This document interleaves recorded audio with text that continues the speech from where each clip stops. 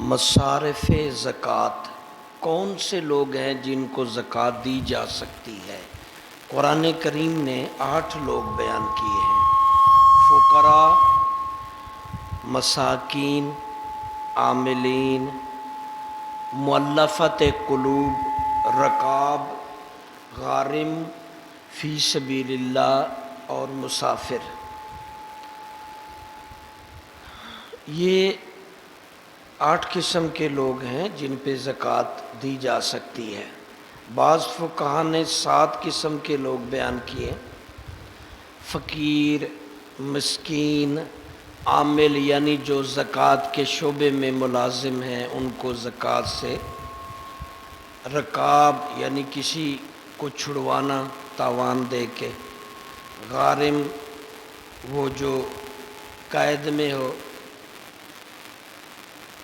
Ghulam type, فی سبیل اللہ اللہ کا راستہ، اللہ کی راہ میں، اور مسافر۔ اب ہم دیکھتے ہیں فقیر کون لوگ ہیں۔ نمبر 1 بات ہے فقیر کون سے لوگ ہیں۔ فقیر وہ لوگ ہیں جن کی انکم بھی ہو، گھر بھی اپنا ہو، سہولیات ہوں، مگر مشکل سے کام چلتا ہو، روزگار مشکل سے ہو، یا اس طرح سمجھ لیں کہ بعض اوقات سفید پوش گھر بار رکھتا ہے مگر اس کے پاس کاروبار نہیں چل رہا، اس کی دکان نہیں چل رہی یا ملازمت نہیں مل رہی، مشکل سے گزارا کر رہا ہے، اس کو فقیر کہتے ہیں۔ یہ زکوٰۃ کا مستحق ہے۔ جس کا گزر بسر مشکل سے ہو رہا ہو، دیکھنے والے سمجھیں گھر بار ہے، بچے بیوی ہیں، آپ بھی سلامت ہے، صحت مند ہے، لیکن اس کی انکم آمدن نہیں ہے، آمدن میں مشکل ہے، جاب چھن گئی ہے، اب یہ فقیر ہے، اس کو زکوٰۃ دی جا سکتی ہے۔ زکوٰۃ بھی، صدقات بھی، فطرانہ بھی۔ یہ 3 چیزوں کی بات ہوتی ہے جب یہ 7 یا 8 قسم کے لوگ بتائے جا رہے ہیں۔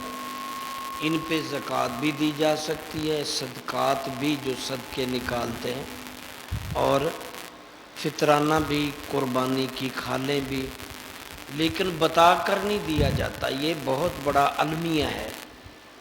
ہمارے معاشرے کی ایک لمبی تعداد میں عورتوں مردوں کا کنسپٹ ہے کہ زکوٰۃ بتا کر دو، صدقہ بتا کر دو، تو آپ جب کسی بھکاری یا کسی عام آدمی کو بھی دیں گے کہ یہ لو جی زکوٰۃ کی رقم ہے یا صدقے کی کوئی چیز ہے یا فطرانہ ہے، تو وہ بہت عجب فیل کرے گا، اس کی انسلٹ ہوگی، ان کی توہین ہوگی۔ بتا کر نہیں دیتے، بس نیت ہوتی ہے، دل میں آپ کے ہو کہ آپ کو یہ ذہن میں ہو کہ یہ زکوٰۃ آپ ادا کر رہے ہیں یا فطرانہ ہے یا صدقہ ہے۔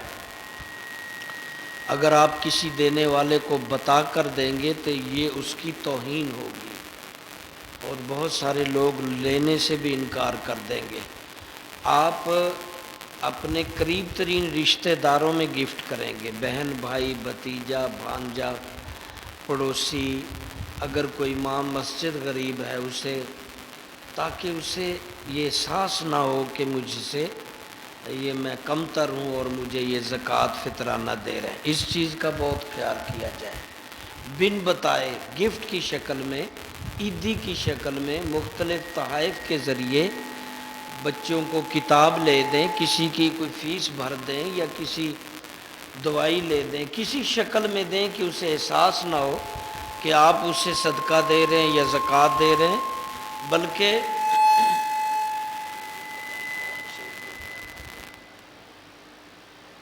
اسے یہ ہو کہ میری خدمت کی جا رہی ہے، مجھے سپورٹ دے رہے ہیں۔ یہ چیز بہت ضروری ہے۔ دوسرا نمبر ہے مساکین۔ یاد رکھیے فقیر کے کیٹیگری میں عالم بہت سارے آتے ہیں، کئی چھوٹی مساجد میں تھوڑی تنخواہ پہ ہوتے، تو تو کسی جاہل کو دینے کے نسبت عالم کو ترجیح دی جائے گی، یا نیک شریف آدمی، نمازی آدمی جو مانگتا نہیں ہے، فراڈیاں نہیں لگاتا، دھوکے دہی نہیں کرتا، اس کا حق ہے، کیونکہ جو چلاک اور دنیا دار بندہ ہے وہ کہیں نہ کہیں سے جوڑ توڑ کر لیتا ہے۔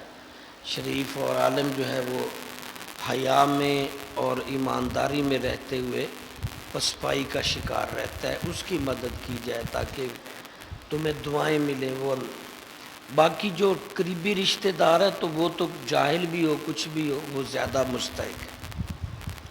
دوسری کیٹیگری ہے مسکین کی۔ فرماتے ہیں مسکین وہ بندہ ہے جس کے پاس کچھ بھی نہ ہو، یا اس کیٹیگری میں معذور لوگ بھی آتے ہیں، ہاتھ نہیں ہے یا پاؤں نہیں ہے یا بہرا ہے یا گونگا ہے یا دماغی توازن چھن گیا ہے، یا کوئی اس کا بالکل حالت پتلی ہے، بالکل حال و بحال ہے، کھانے پہننے کو کچھ نہیں، نبینا بھی اس میں آتا ہے، اس میں مسکین کے لوگ ہیں۔ تیسرا عامل جسے شعبہ زکوٰۃ میں ملازمت دی ہو تو اس کو ملازمت کے طور پر زکوٰۃ کی رقم سے تنخواہ دی جا سکتی ہے۔ اسی طرح چوتھا ہے مؤلف قلوب، اس کا مطلب ہے کہ دل جوئی کرنا، جو نیا نیا بندہ مسلمان ہو، اس کے خاندان والے اس کو چھوڑ دیتے ہیں، وہ اکیلا رہ جاتا ہے تو اس کو کپڑے لے دیں، دل جوئی کریں، کھلائیں، تو وہ بھی آپ زکوٰۃ صدقات سے کر سکتے ہیں۔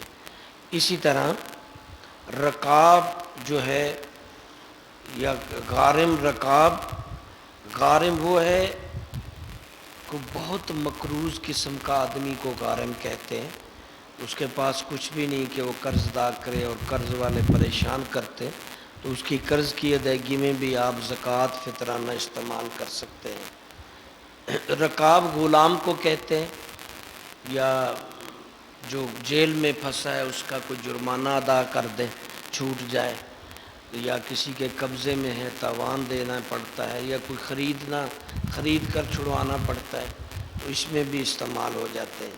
فی سبیل اللہ کی راہ کو کہتے ہیں۔ اللہ کی راہ سے مراد دین کی کتابیں چھپوانے کے لیے، دینی علماء کو دین کو تعلیم، جہاد پہ تبلیغ اور دین کی اشاعت کے مدارس بنانے میں، اور اس میں وہ ہاسپٹل بھی آتے ہیں جو فی سبیل اللہ کام کرتے ہیں۔ اس طرح مسافر جس کے پاس سب کچھ چھن گیا ہو، گر گیا ہو، کٹ گئی جیب، اب اتنا کرایہ دے دیں کہ وہ اپنے گھر میں پہنچ جائے، تو اس کو بھی استعمال کر سکتے ہیں۔ مدارس وہ جہاں بچے بیرونی بچے رہتے ہوں وہ زیادہ بہتر ہے، فارن شہری لوگ بچے۔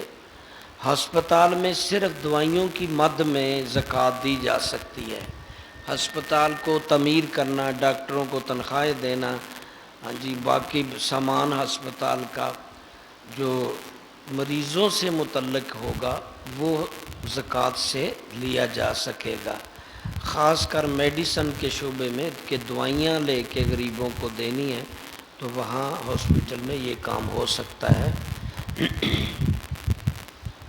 اس کے علاوہ نہیں۔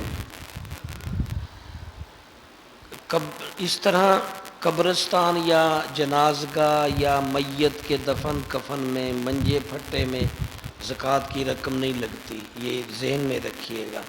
یہ میں کل اس ٹاپک پہ گفتگو کروں گا کہ کس کس کو زکوٰۃ نہیں لگتی۔